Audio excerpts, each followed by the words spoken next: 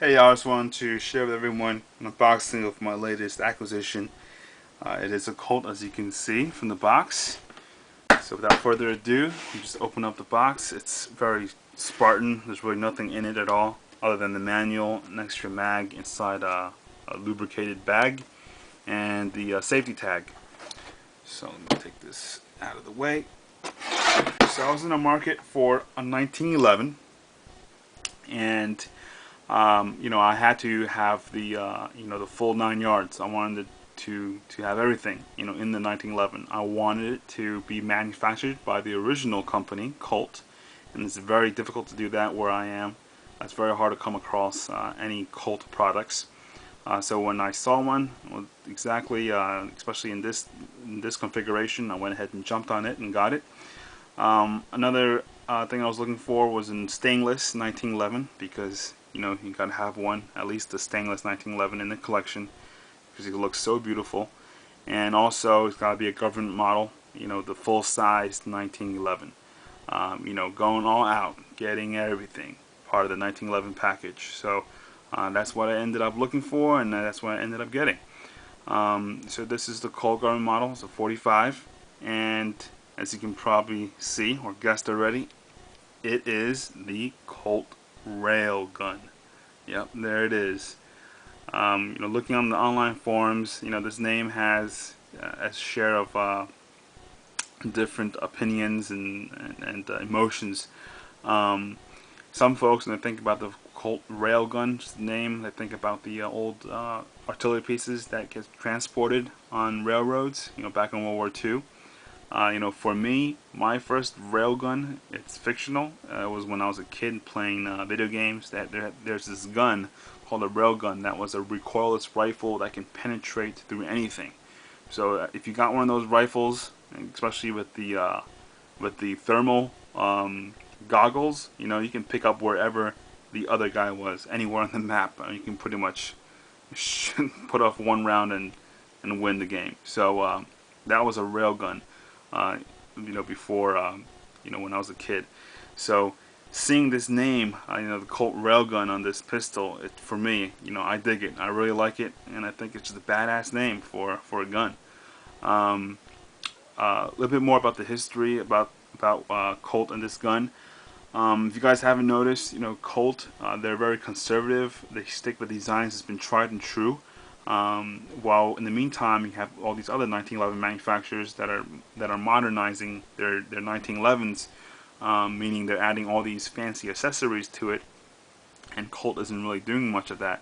Only until not too long ago, they made the XSE line, which had the front and rear serrations on the slide. But before, Colt just had the rear serrations. Again, that's just being Colt, being very traditional, being the original manufacturer and all. And now, they finally added the rail.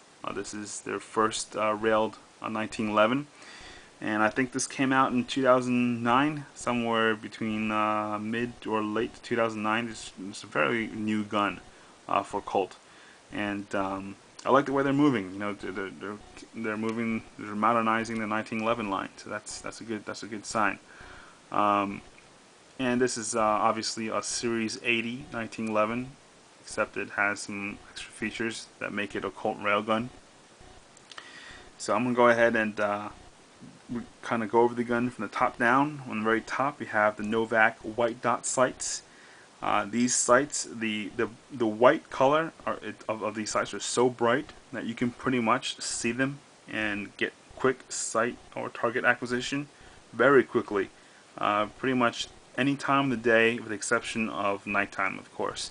But the white color is very bright and it really sticks out against a variety of backgrounds. So even though they're not night sights, they're perfect for any other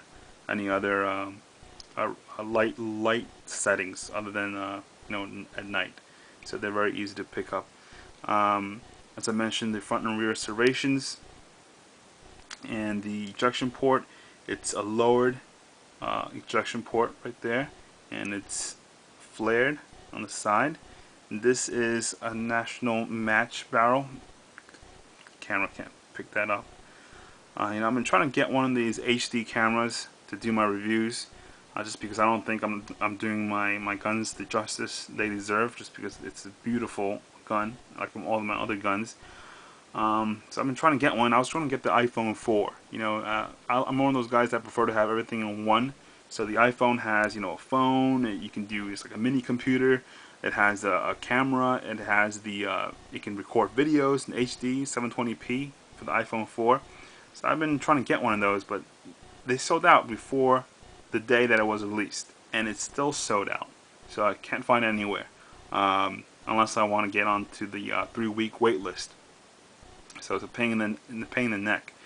So in the meantime, I'm gonna have to do it with this camera. Who knows? I might do this again when I get a better camera. But the trigger, it's aluminum, very light trigger. The grips are rosewood grips, checkered grips, and I really like the intensity of the color. I think it matches up really well against the rest of the gun.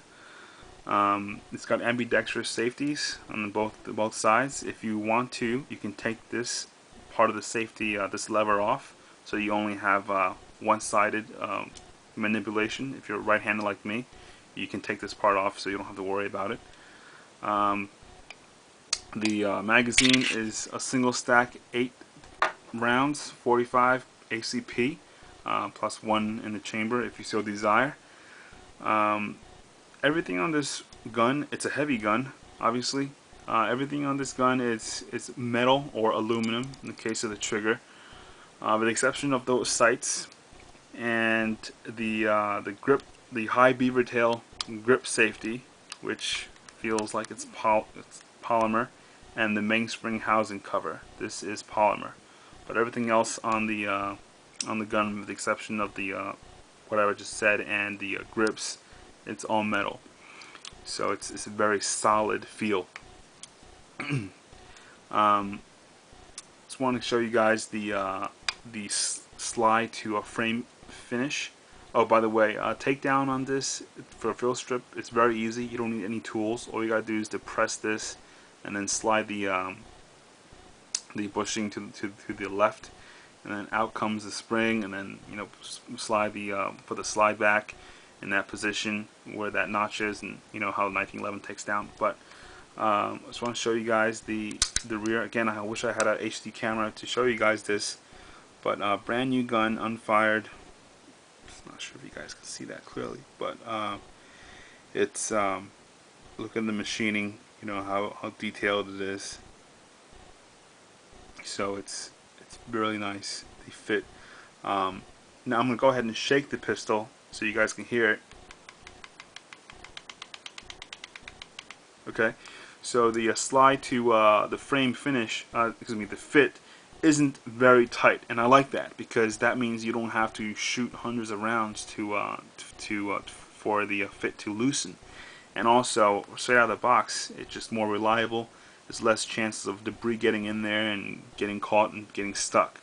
So I think Colt got it just right, perfect for the slide and frame fit. It's just right. So it's great, and you can see how easy it is because of the fit. It's very easy for me to rack the slide back.